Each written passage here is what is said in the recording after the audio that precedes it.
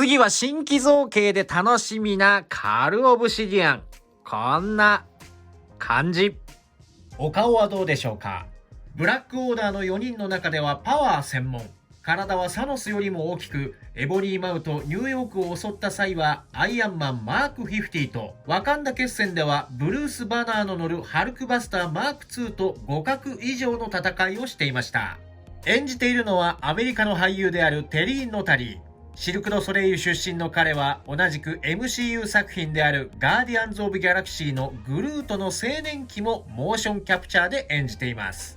顔の作りは凄まじいね。こういった頬の鱗のようなモールドだったり、顎、口元、鼻、目元のデザインで、塗装がね、頬と口元、鼻、目とちゃんと分けられてるんだよね。牙なんかこれグラデーションついてますからね。本当にすごい。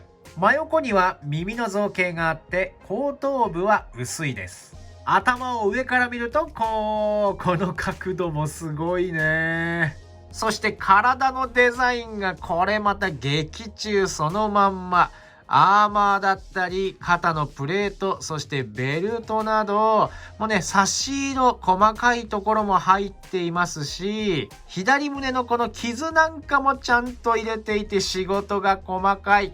肩も大きく突き出ていて、彼の特徴的なこの皮膚の鱗のモールドだったり、塗装も素晴らしいです。手首のシワ、爪の造形、塗装もいいですね。内側もちゃんと作られています。背中の作り込みもすごいよ。モールドだったり、ベルトの造形、そしてこの留め具の部分もしっかり作られています。右肩のプレートは別パーツになっていて、上から見るとこんな感じ。腰回りの造形も細かくて最高。こういった赤だったり金の塗装もいいし、劇中通りのこのスカーフの軟質素材でできてるんですが、色分けなんかもしっかりされてます。下半身は太くてたくましいのは当然、そして細かな造形、モールド、そこに入れているこの塗装なんかも最高だね。足首の縁にはシルバーの塗装が追加されていて、かかとの造形も細かく作られています。では可動を見ていきましょう。頭部は真横というよりも顎が横に向く感じで動きます。上下は下、上、結構向いてくれるね。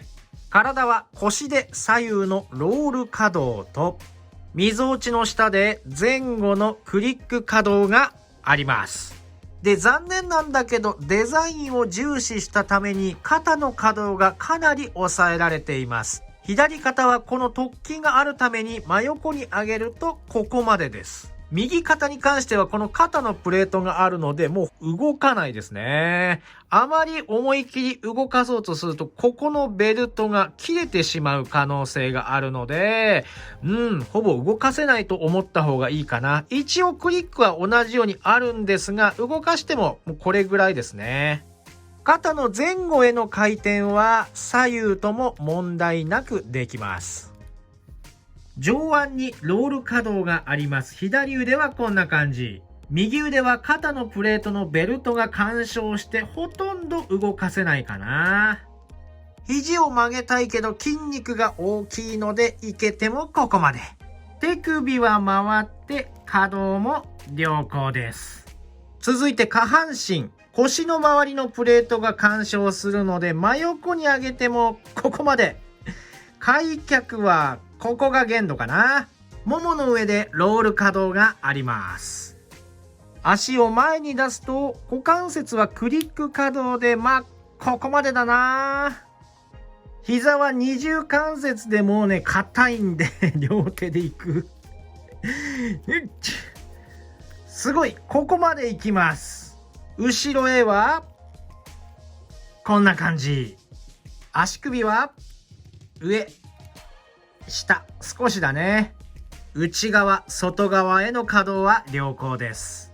造形はもうよくぞここまで作ってくれたというぐらい素晴らしい出来です。本当にね、作品をしっかり見て作ってくれたんだなと感動を覚えるね。いやー、これだけのフィギュアに出会えたのが本当に嬉しい。その分ね、稼働はほぼ動かせないんだけど、仁王立ちさせてるのがね、ぴったりくるような力強いキャラクターなんで、もうこのまま立たせておくだけでもめちゃくちゃかっこいいです。いやー、でもこれはもう神フィギュアだ。付属の武器は大きな斧、プラスチックでできていますが、重みもだいぶあります。離れて見ても出来の良さは伝わってくるんですが、近くで見ると本当にディティールの細かさが半端ないです。持ち手の部分もしっかり作り込まれています。色は成型色一色ですが、素材の黒もただの黒じゃなくて、なんか粒子のようなものが混じったちょっと光り輝く黒ですね。持たせてみました。いや、これかっこよすぎるでしょう。それじゃあ大きさ比較で横にね、サノスを置いてみましょう。この2人のラスボス感が半端ないね。サノスももちろんガタイはいいんだけど、今回のカルオブシディアンのこのガタイめちゃくちゃもうほんと重いし、いやー飾っておくのに最高だね。ただ一つこのね、武器の持ち手がね、保持力が全然ないので、上に向かせちゃったりすると本当にこうね、落っこっちゃうっていうのがね、こうやって置いとくのが本当一番ベストな感じの持たせ方なんですね。劇中のように暴れている感じのポージングは難しいかな。カルオブシディアンはこんな感じ。それじゃあ次は名参謀のエボニーマウイ行こう。お顔はどうでしょうか。サノスの軍師的な立ち位置で彼をサポートし、強力なサイコキネシスでアイアンマンを一周、ドクターストレンジをも追い詰めるほどの力を見せました。体の力はなくても行動を共にしていた巨漢のカルオブシディアンを顎で使うなど、その力は彼以上だったようです。演じていたのはアイルランドの俳優トム・ボーン・ローラー。彼は演劇学校の講師をしていた際に、同じく MCU 作品で有名なロキを演じているトム・ヒドルストンを直接指導していたそうです。顔の作りはエボニーマウの特徴的な鼻のないデザイン、そして口元のシワ、こめかみ、目元にかけてのこのくぼみなど、いやこれはすごいですね。で、瞳の奥のプリントまでしっかりつけられていて最高ですね。横から見ると髪の毛が頭頂部よりだいぶ後退しているのと、髪の毛のモールド、そして塗装も細かく作り込まれています。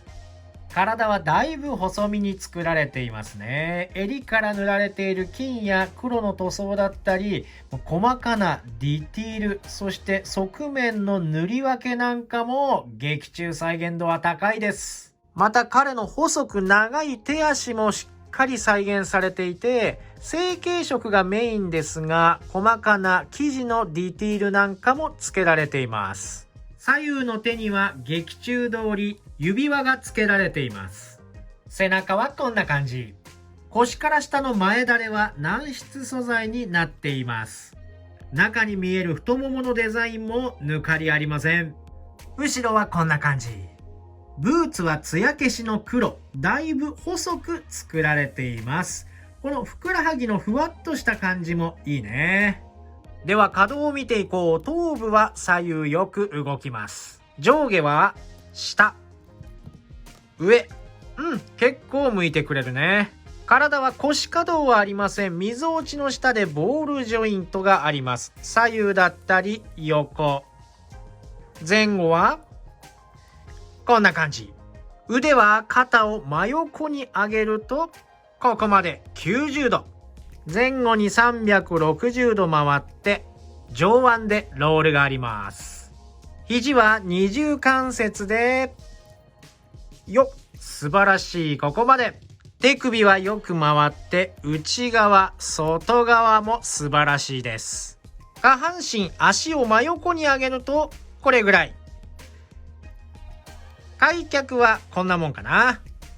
ももの上で左右のロールがあります。足を前に上げるとこんなもんかな。膝を曲げると二重関節でここまで行きます。後ろへはあまり行かない。こんなぐらいかな。足首は、上はほとんど行かない。下は結構行くね。内側、外側の可動は良好です。造形はデザイン的にも塗装にしてもエボニーマウそのまんま。彼の嫌な感じがよく出てて最高です。可動も肘や膝はしっかり深くまで動いてくれるので、悪くないんですがね、やっぱこの衣装の関係でね、足を前後に出すことが難しいので、こんなセクシーなポーズは取れますけどね。もうこのキャラ自体がまっすぐね、立たせて、もうスッとね、戦うキャラなんで、いやー、これもね、最高の出来だと思いますね。付属品はないんで、エボニーマウはこんな感じ。というわけで、ブラックオーダー前編はここまで。次回はコーバスグレイブ、プロキシマミッドナイトをご紹介します。